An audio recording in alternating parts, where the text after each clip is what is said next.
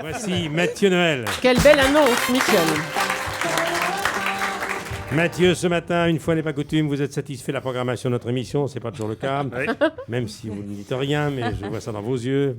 Non seulement vous appréciez beaucoup Alix Giraudelin et Karine Le Marchand, mais un livre de conseils pour les célibataires, ça tombe vraiment à pic. En effet, Michel, avec mon colocataire, Camille Combal, puisque l'autre andouille de Cavaillon s'est pas réveillé, nous attendons beaucoup de cette émission ce matin, car nous sommes, et surtout lui, en quête du grand amour. Je veux baiser, t'entends? Baiser.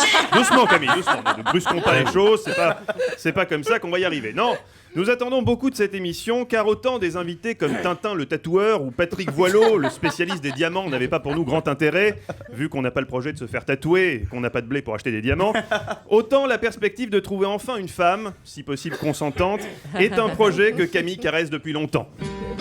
La seule chose qu'il caresse d'ailleurs. À l'aube de ses 35 ans, sa mère, Janine Combal, désespère de voir enfin son Camillou rencontrer l'âme sœur. Chaque fois que je l'ai eu au téléphone, elle se morfond en proie à cette terrible question dont on connaît évidemment, elle et moi, la réponse. Qui veut épouser mon fils? Car oui, la mère de Camille Combal a la voix de Mathieu Madénian. Ça fait partie de ces étranges coïncidences du showbiz. Pour réconforter cette pauvre Janine, je lui rappelle parfois que par le passé, Camille a déjà réussi à vivre en couple. Elle s'appelait Priscilla, c'était il y a 10 ans. Et le problème, c'est qu'elle avait 10 ans. Non. Si, Michel, les forces de l'ordre ont mis fin à cette belle idylle. N'aie pas peur, c'est fini. On va te ramener chez tes parents, hein. J'ai eu si peur, monsieur l'agent. Tu m'étonnes. Mais que voulez-vous, une fois de plus, la loi a triomphé de l'amour, Michel. Depuis, Camillou va d'échec sentimental en déception amoureuse. Avec Janine, on s'interroge, pourquoi un si joli garçon, au regard si vif, à l'humour si raffiné? Tu connais la différence entre un pullover et une moule? Oui.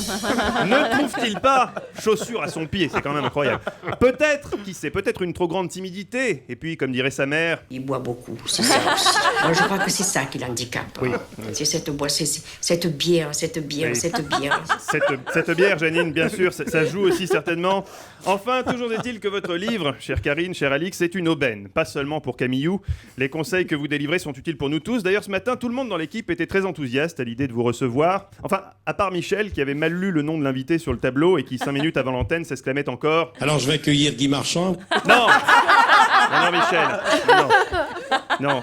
Karine, Le Marchand. Karine. Qui c'est? La présentatrice de L'amour est dans le pré, Michel. Reprenez un peu de camomille. Bref, aujourd'hui, grande attente donc autour de ce livre intitulé L'amour est tout près. Un livre qui, je l'espère, va changer notre vie et nous évitera de revivre une nuit comme celle qu'on a passée avec Michel samedi dernier. Ce soir-là, j'étais seul à la maison, porte de Bagnolet. Je bouffais des Kinder Pingui devant une rediffusion de Derrick, car oui, moi aussi je suis célibataire.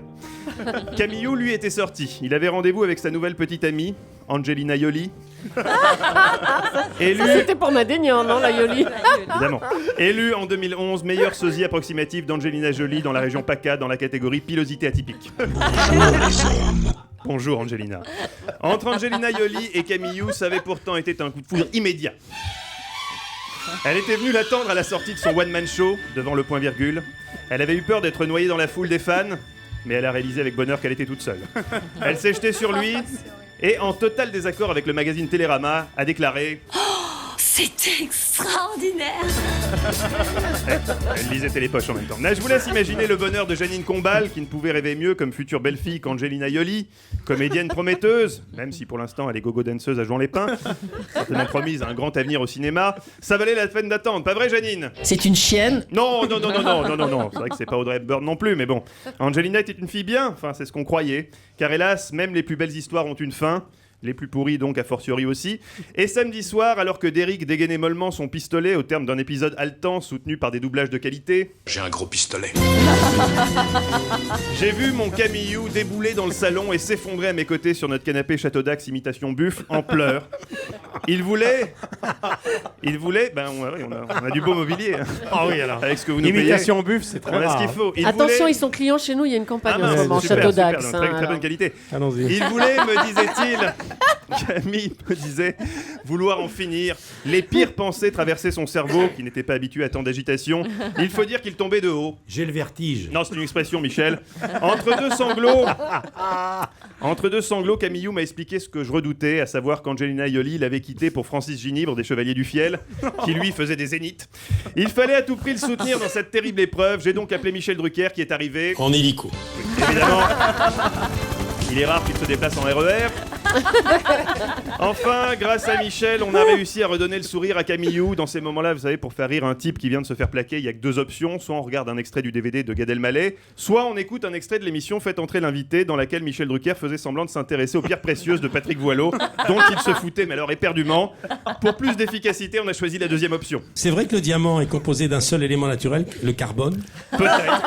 On ne sait pas. On s'en fout. Ah, on a bien ri, voilà. Ça vaut tous les Gad Elmaleh.